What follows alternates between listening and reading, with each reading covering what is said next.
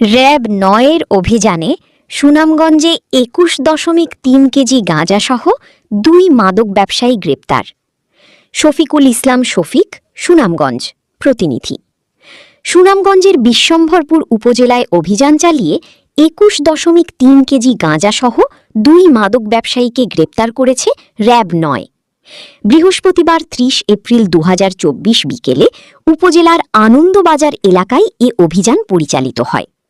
RAB জানায়, গোপন সংবাদের ভিত্তিতে র‍্যাব-৯ সিপিসি-৩ সুনামগঞ্জের একটি আভিযানিক দল বিকাল ৪:৩০টার দিকে বিশ্বম্ভরপুর থানার মোমিনবাজার এলাকায় অবস্থান নেয়।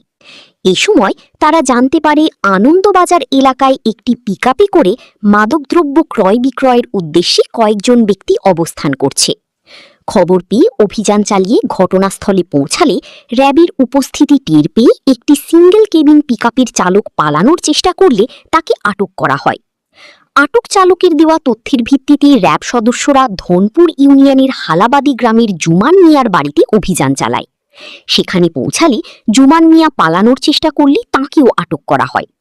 পরবর্তীতে তার বসতঘরের বারান্দায় রাখা ২টি সাদা প্লাস্টিকের বস্তা থেকে কালো পলিথিনে মোড়ানো অবস্থায় ২১.৩ কেজি গাঁজা উদ্ধার করা হয়।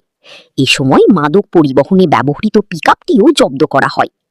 গ্রেপ্তারকৃতরা হলেন জুমান মিয়া ২৮, পিতা কাজী মিয়া, গ্রাম হালাবাদী, থানা বিশ্বম্ভরপুর, জেলা সুনামগঞ্জ, এবং মো আক্তার হোসেন।